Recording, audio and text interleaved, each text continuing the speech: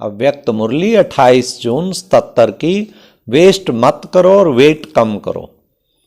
आवाज से परे अपने निराकारी स्टेज और आकारी स्टेज, जहां इशारों की भाषा ज्यादा है अर्थात मूवी है, दोनों ही स्थिति में साकारी सृष्टि के समान आवाज नहीं है।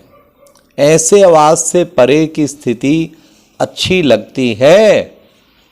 मुख द्वारा सुनना सुनाना, इसमें इससे ऊपर अपनी वृत्ति द्वारा व दृष्टि द्वारा व वाइब्रेशन के द्वारा व अपने श्रेष्ठ अनुभवों के प्रभाव द्वारा किसी आत्माओं की सेवा करना, अर्थात सुनाना व परिचय देना, संबंध जोड़ना, इसके अनुभवी हो।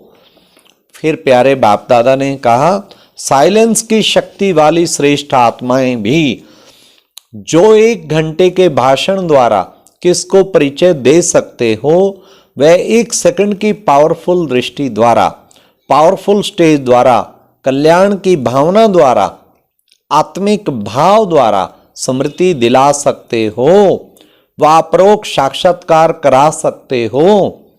अभी ऐसी प्रैक्टिस की आवश्यकता है। इसके लिए 2 बातों की आवश्यकता है। अब सुनना बड़े ध्यान से, कान खोल के सुनना। क्या? जिससे ऐसी श्रेष्ठ सेवा के निमित्त बन सकते हो। वह कौन सी 2 बातों की तरफ विशेष अटेंशन दिलाते हैं, वह जानते हो? कौन सी होंगी? तो बाबा ने कहा, एक तो चारों ओर यह अटेंशन दिलाते हैं कि कोई भी चीज वेस्ट मत करो, और दूसरी बात वेट कम करो। एक तो वेस्ट नहीं करो और दूसरा वेट कम करो। तो बाबा ने कहा, वह लोग तो शरीर की वेट कम करने के लिए कहते, लेकिन बाप दादा आत्मा के ऊपर जो बोझ है, जिस बोझ के कारण ऊंची स्टेज का अनुभव नहीं कर पाती, इस वेट को कम करो। एक वेस्ट मत करो और दूसरा वेट कम करो। इन 2 बातों के ऊपर विशेष अटेंशन चाहिए। अपनी शक्तियां व समय वेस्ट करने से जमा नहीं होती हैं। समय भी वेस्ट कर रहे हैं, शक्तियां भी वेस्ट कर रहे हैं। तो बाबा ने कहा, जमा ना होने के कारण जो खुशी व शक्तिशाली स्टेज का अनुभव होना चाहिए, वह चाहते हुए भी नहीं कर सकते। जैसे आप श्रेष्ठ आत्माओं का विश्व कल्याणकारी बनने का कार्य है, उसी प्रमाण समय व शक्तियां न सिर्फ अपने प्रति लेकिन अनेक आत्माओं की सेवा के प्रति भी स्टॉक जमा होना चाहिए। अगर वेस्ट होता रहेगा तो स्वयं भी भरपूर अनुभव नहीं करेंगे। जैसे आजकल की गवर्नमेंट भी बचत की स्कीम बनाती है, वैसे अपने प्रति आवश्यक समय व शक्तियों में से इकोनॉमी का लक्ष्य रखते हुए बचत करनी चाहिए, क्योंकि विश्व की सर्व आत्माएं आप श्रेष्ठ आत्माओं का परिवार है। जितना बड़ा परिवार होता है उतना ही इकोनॉमी का ख्याल रखा जाता है। आप जैसा बड़ा परिवार और किसका है क्या? तो सब आत्माओं को सामने रखते हुए, स्वयं को बेहद की सेवा अर्थ निमित्त समझते हुए अपने समय और शक्तियों को कार्य में लगाते हो। मास्टर रस्ता की स्थिति स्मृति में रहती है। वह अपने प्रति कमाया खाया व कुछ खाया कुछ गवाया, ऐसे अलवेले होकर तो नहीं चल रहे हो। तो बाबा ने कहा, बजट में लक्ष्य क्या रखना है? स्लोगन याद है? कम खर्च बाला नशीन। हर खजाने को चेक करो कितना जमा है। ज्ञान का खजाना, शक्ति का खजाना, गुणों का खजाना, सब खजानों को चेक करो। उस जमा के खाते से बेहद के आत्माओं की सेवा हो सकती है। हर एक सब्जेक्ट की भी चेकिंग करो कि हर सब्जेक्ट द्वारा बेहद की सेवा के निमित्त बन सकते हैं। चारों सब्जेक्ट, उसकी भी चेकिंग चाहिए ना। वह सिर्फ ज्ञान द्वारा कर सकते हैं, धारणा द्वारा नहीं। जब फुल पास होना है, अब सुनिए फुल पास होने की निशानी, जब फुल पास होना है तो फुल सब्जेक्ट द्वारा सेवा के निमित्त बनना आवश्यक है। चारों सब्जेक्ट पे अटेंशन बहुत जरूरी है। अगर एक भी सब्जेक्ट में कमी है तो फुल पास नहीं होंगे, पास होंगे। एक है पास विद ऑनर, दूसरी स्टेज है पास होना।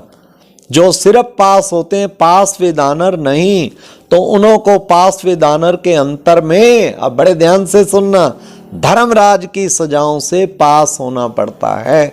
या तो पास विद ऑनर हो जाओ और या फिर धर्मराज की सजाओं से पास हो करना पड़ेगा। दूसरी बात, वेट कम करो। एक तो पिछले जन्मों का रहा हुआ हिसाब किताब का बोझ समाप्त करने में लगे हो, लेकिन यह बोझ कोई बड़ी बात नहीं है। 63 जन्म का बोझ कोई बड़ी बात नहीं है। ये भी बड़ी वंडरफुल आज बात बाबा ने बताई।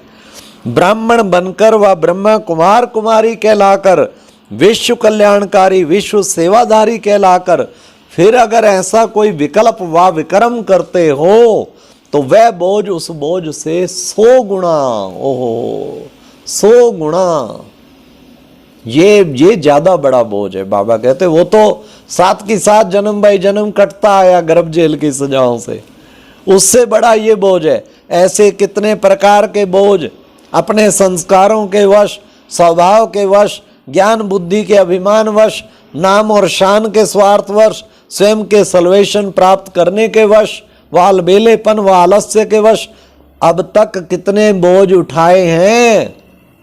ये बाबा कह रहे हैं। सदैव यह ध्यान रखना कि ज्ञानी तो आत्मा कहलाते अथवा सर्विसेबल कहलाते, ऐसा कोई कर्म व वातावरण फैलाने के, वाइब्रेशन उत्पन्न होने के निमित्त ना बने जिससे सर्विस की बजाय डिससर्विस हो।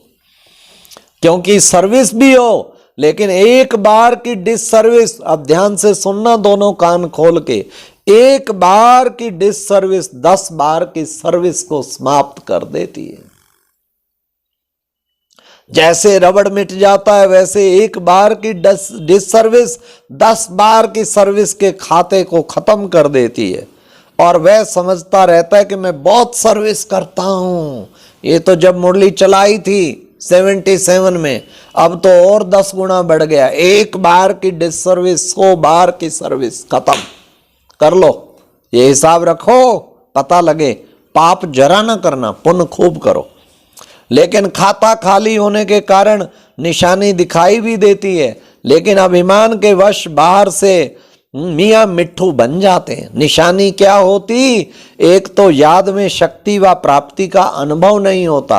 बोझिल आत्मा की निशानी सुन लो, उसको न कुछ अनुभव नहीं होगा, खुशी भी नहीं, अंदर की संतुष्टता नहीं होगी। हर समय कोई ना कोई परिस्थिति, व्यक्ति, प्रकृति, वैभव स्थिति को हलचल में लाने के व खुशी शक्ति खत्म करने के निमित्त बनेंगे। खुशी खत्म, शक्ति खत्म अंदर से। बाहर का दिखावा इतना सुंदर होगा जो अनेक आत्माएं उन्हें ना परखने के कारण सबसे अच्छा खुश मिजाज और पुरुषार्थी समझेंगे।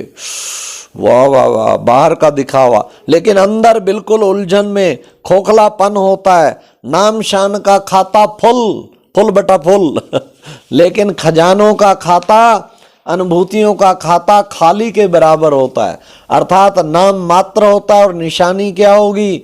ऐसी आत्मा स्वयं विघ्नों के वश होने के कारण सेवा के कार्य में भी विघ्न रूप बन जाती है। नाम विघ्न विनाशक है, लेकिन बनते विघ्न रूप हैं। ऐसे आत्माओं के ऊपर समय प्रति समय के बोझ से वेट बढ़ने के कारण अनेक प्रकार के मानसिक व्यर्थ चिंतन व मानसिक अशांति, ऐसे अनेक रोग पैदा कर लेते हैं। दूसरी बात, वेट होने के कारण पुरुषार्थ की रफ्तार तीव्र नहीं हो सकती। हाई जंप तो छोड़ो, लेकिन दौड़ भी नहीं लगा सकते। प्लान बनाएंगे कि यह करेंगे, लेकिन सफल नहीं हो सकते हैं। तीसरी गुह्य बात, ऐसी वेट वाली आत्माएं जो विघ्न रूप व डिससर्विस के निमित्त बनती हैं, बाप को अर्पण किया हुआ अपना तन मन व ऐश्वर्य सेवार्थ मिला हुआ धन अपने विघ्नों के कारण वेस्ट करती रहती हैं, अर्थात सफलता नहीं पाती। उसके वेस्ट के कारण करने का भी बोझ चढ़ता है। इसलिए पापों की गहन गति को भी अच्छी रीति जानो। अब क्या करना है? वेस्ट मत करो और वेट कम करो। धर्मराजपुरी में जाने के पहले अपना धर्मराज बनो, अपना पूरा चौपड़ा खोलो और चेक करो पाप और पुण्य का खाता क्या रहा हुआ है, क्या जमा करना है, और विशेष स्वयं प्रति प्लान बनाओ। पाप के खाते को भस्म करो, पुण्य के खाते को बढ़ाओ। बाप दादा बच्चों के खाते को देखते हुए समझते हैं माला माल हो जाएं। तो बरसात पड़ रही है तो बाबा ने कहा प्रकृति भी पाठ पढ़ा रही है। जैसे प्रकृति अपने मौसम व समय प्रमाण अपनी तीव्र गति से कार्य कर रही है, ऐसे ब्राह्मणों की कमाई जमा करने की मौसम है तो मौसम प्रमाण तीव्र रफ्तार से जमा करो।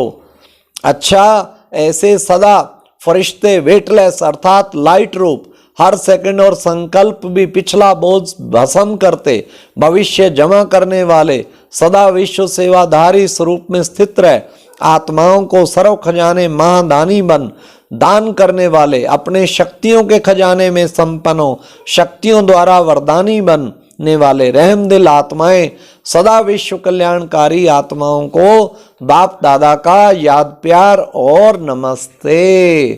तो आज बाबा ने जो कहा है वेस्ट कम करना है, वेस्ट बिल्कुल नहीं करना और वेट खत्म करना है। वेट पे कितनी अच्छी बात होता है, जरा भी बोझ ना चढ़े, ना अवज्ञाओं का, ना किसी श्रीमत की उल्लंघन का, पुण्य का खाता करो, पाप जरा ना। अच्छा, ओम शांति। और अब यह एक बहुत अच्छी वीडियो भी जरूर देखें।